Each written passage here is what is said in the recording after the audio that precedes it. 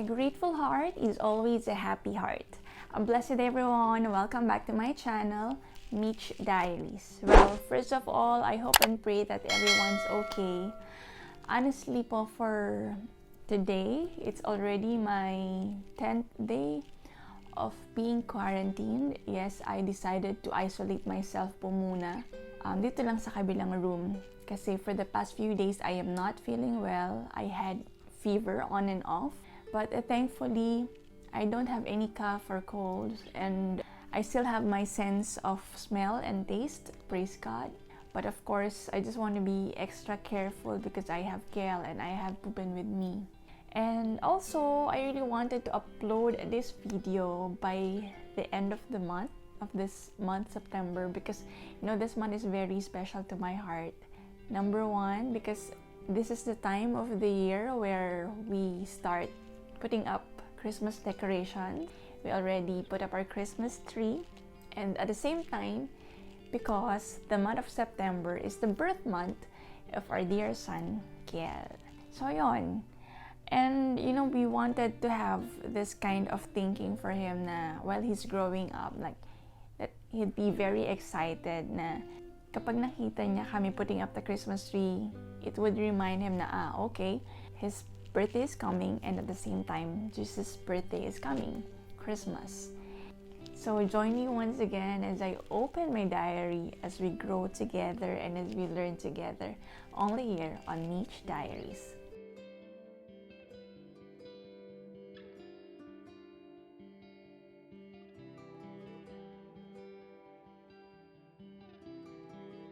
So last September 16, we celebrated Kiel's 4th birthday, and of course it's pandemic and we're still not allowed to have big parties, so we just had a little celebration here at home with my family.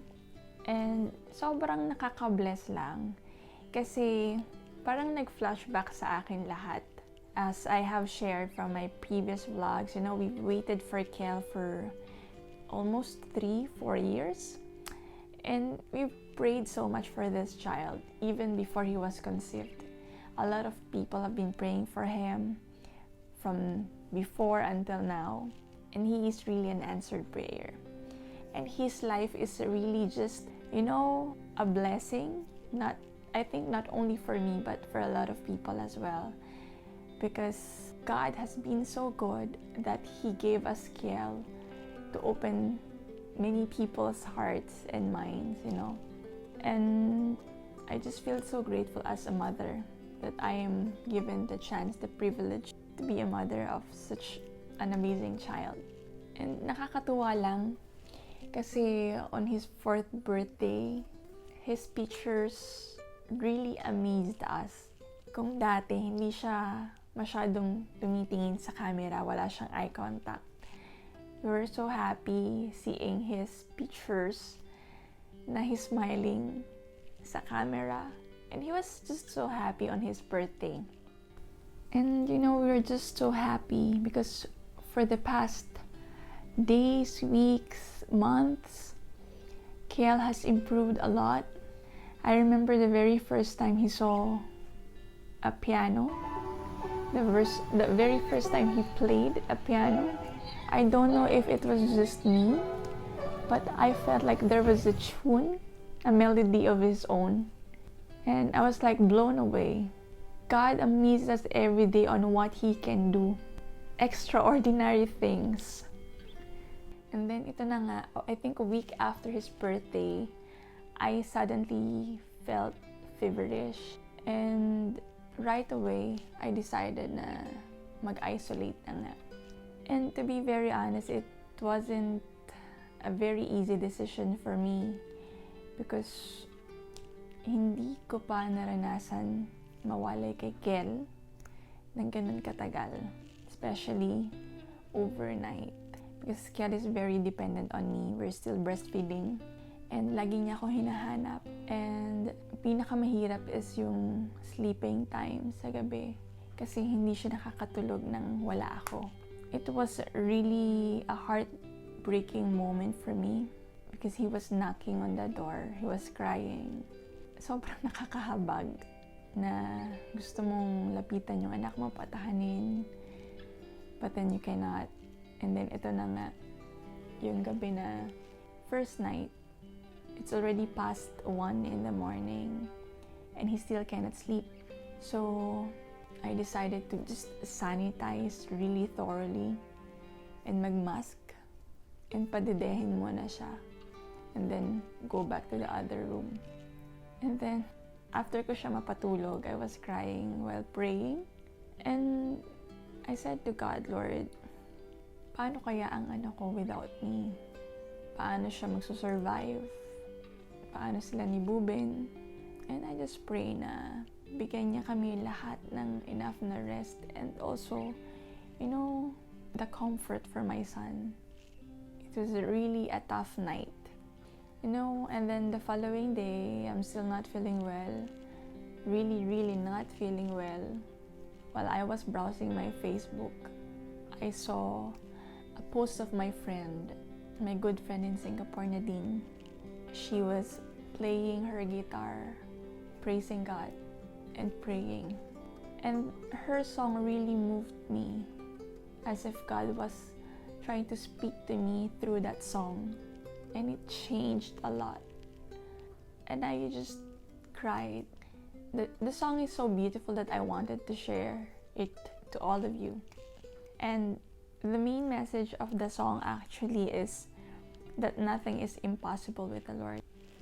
And I realized na, oo nga, God reminded me that day na sabi niya, Jeremiah 32 verse 27, I am the Lord, the God of all mankind.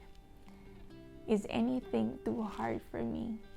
And this verse from Matthew, with God all things are possible. That very day, I was just so down because I felt helpless. Helpless for myself and helpless for my child. But God reminded me na, ano ba Mitch, ang dami mo nang pinagdaanan. Sa lahat ng yon, andito ako. Remember, nag-birthday si Kiel? And you just prayed for him before. And I gave him to you. So what is so impossible to me now? And I felt so ashamed and so embarrassed. Kasi para bang hindi ko naaalala yung goodness ni God sa buhay ko. And then I reminded myself, yes Lord, I trust that may ginagawa kayo. Right now, at this very moment. And true enough, that night, natulog si Kiel lang siya na lang mag-isa. Without looking for me. Of course, I don't know if I would be happy or sad na kaya niya na nang wala ako. But then, God comforted me na, don't worry. Don't worry. Nothing is impossible for me. And ilang araw na, isang linggo na yung nagdadaan na nakakatulog na lang siyang mag-isa ng mas maaga without me. So yun, let us all be reminded, every time we're going through something really difficult, every time we're going through sickness, through financial struggles, let us be reminded na there is one God na hindi nagbabago mula noon hanggang ngayon. At sa dinami-dami ng pinagdaanan natin, God has always been there. God never left us. We just really have to trust in Him with all of our hearts. Because He knows what He is doing. We just need to be still and know that He is God. And God is just so good. The very first day that I am not feeling well, my mom was already here to help us, to cook for us, to do the household chores. And I realized na, everything talaga happens for a reason. Maybe God was trying to give me a good rest. And through what's happening now, I think na God is preparing Kiel for the times that I will not be with him. Yung akala ko na hindi siya makakatulog without me, he was able. So, as if God was trying to tell me na he would be okay, he's okay. You have so many worries in your mind, But all you have to believe is that, nothing is impossible to me. If it seems that there is no way, there will always be a way. Let's always be reminded by that.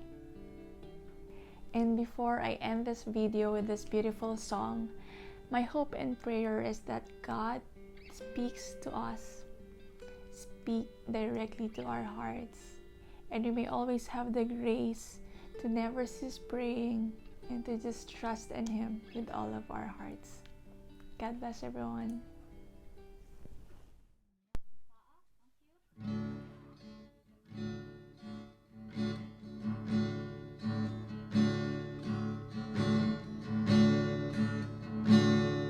Higit sa aking kailangan,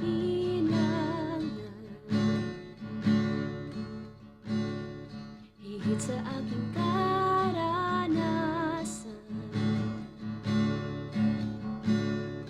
higit sa aking isipin, kaya mong gawin. Higit sa aking kalakasan,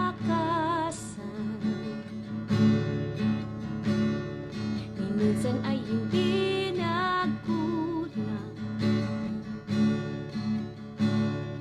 Higit sa aking isipin, kaya mong gawin.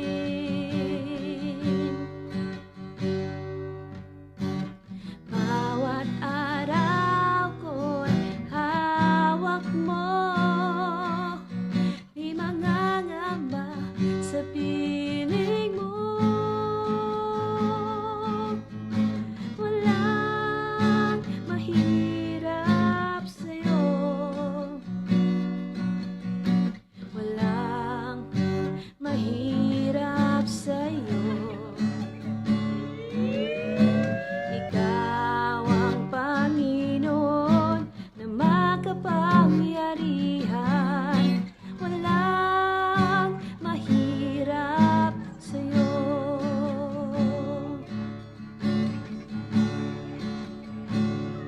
Higit sa aking kailangan, higit sa aking karanasan, higit sa aking isipin, ay kaya mong gawin. Higit sa aking kalakasan,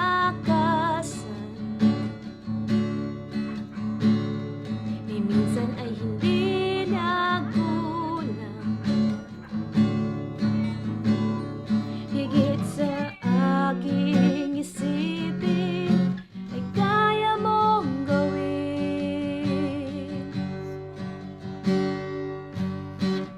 Bawat araw ko ay hawak mo, di mangangamba sa piling mo.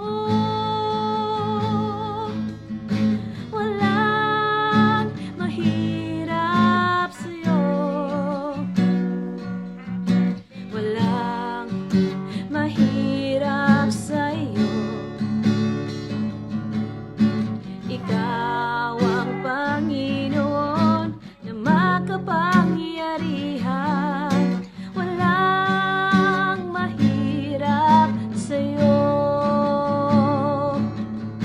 walang mahirap sa'yo, walang mahirap sa'yo. Ikaw ang Panginoon na makapangyarihan, walang mahirap sa'yo, walang imposible sa'yo, walang imposible sa'yo. Ikaw ang Panginoon na makapangyarihan, walang imposible sa'yo, walang